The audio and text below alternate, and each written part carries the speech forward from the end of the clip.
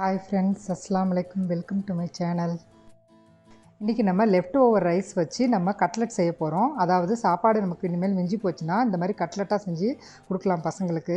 நான் அதுக்கு எல்லாமே ரெடி பண்ணி கட் பண்ணி எல்லாம் ரெடியாக எடுத்து வச்சுருக்கேன். வாங்க அதை எப்படி செய்யலான்னு பார்க்கலாம். கட்லெட் செய்கிறதுக்கு 1 கப் சாதம் எடுத்திருக்கேன். நீங்கள் பச்சரிசி புழுங்கரிசி எது நீங்கள் சாப்பாடுக்கு யூஸ் பண்ணுவீங்களோ அது நீங்கள் இதுக்கு யூஸ் பண்ணிக்கலாம்.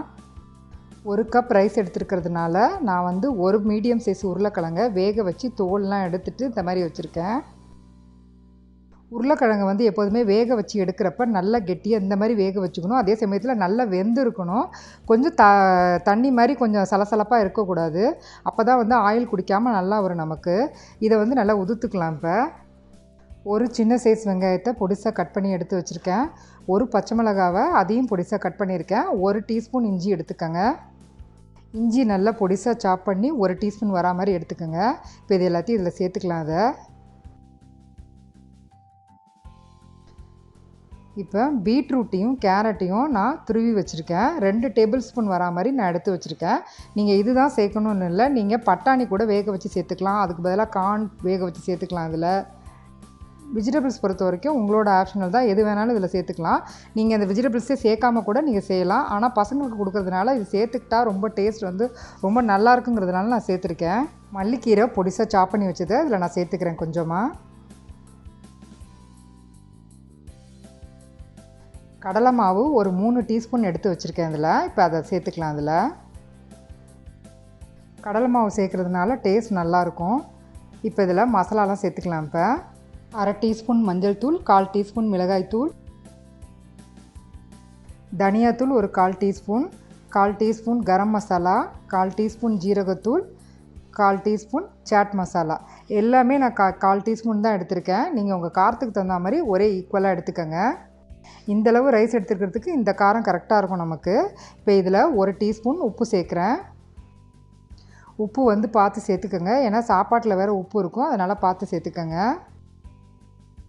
இப்போ இது எல்லாத்தையும் நம்ம சேர்த்தாச்சு. நம்ம எல்லாத்தையும் இப்போ மிக்ஸ் பண்ணிக்கலாம். இப்போ இதில் எதுவும் தண்ணிலாம் விடக்கூடாது. அதனால் இதையே அப்படியே நல்லா கெட்டியாக பிணைஞ்சிக்கோங்க. நல்லா கட்லெட்டுக்கு வந்து இந்த மாதிரி கெட்டியாக நம்ம பிணைஞ்சிக்கிட்டா தான் வந்து நமக்கு வந்து ஆயில் குடிக்காமல் நல்லா வரும் நமக்கு. இது ரொம்ப கெட்டியாக இருந்தால் கல்லாயிடும் அப்படின்லாம் நீங்கள் நினைக்காதீங்க. இது நம்ம வந்து ஆயிலில் போட்டு பொரிக்க போகிறோம்.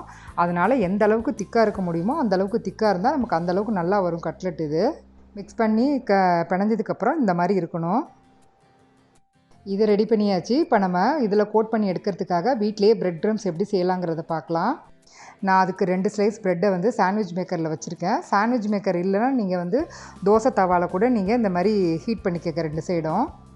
இதுக்கு மேலே நெய்லாம் எதுவும் சேர்க்க தேவையில்லை. ப்ளெயினாக நீங்கள் 2 பக்கமும் டோஸ்ட் பண்ணி எடுத்துக்கோங்க. அவ்வளவுதான் இது.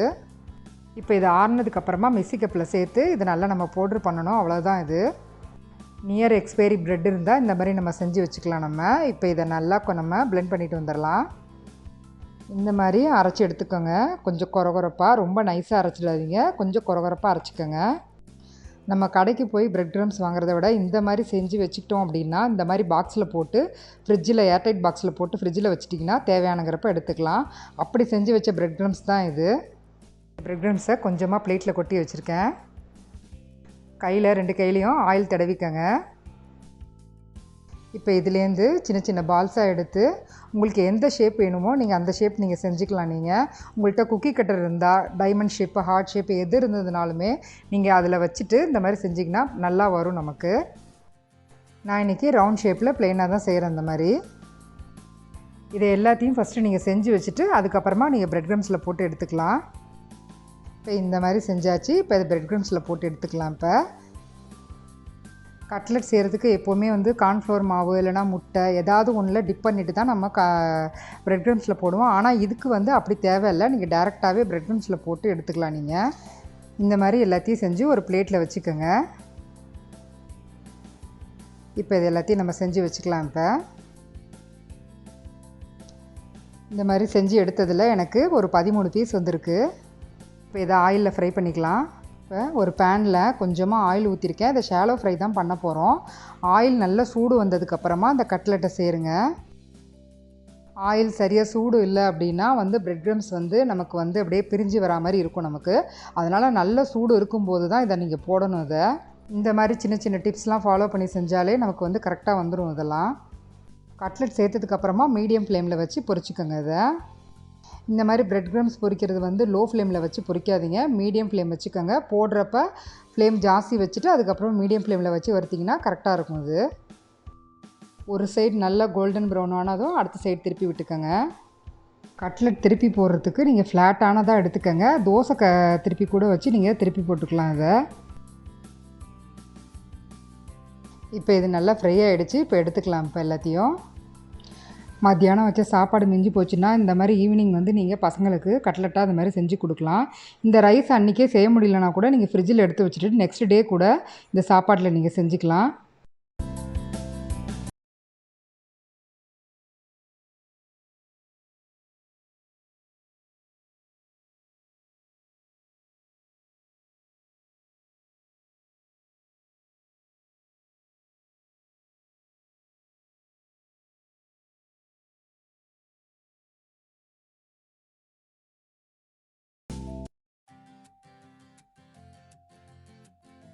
ரைஸ் கட்லெட் சூப்பராக ரெடி ஆகிடுச்சு. ஒரு கப் டீயோட ஈவினிங் ஸ்நாக்ஸாக பசங்களுக்கு கொடுத்தா என்ஜாய் பண்ணி சாப்பிடுவாங்க.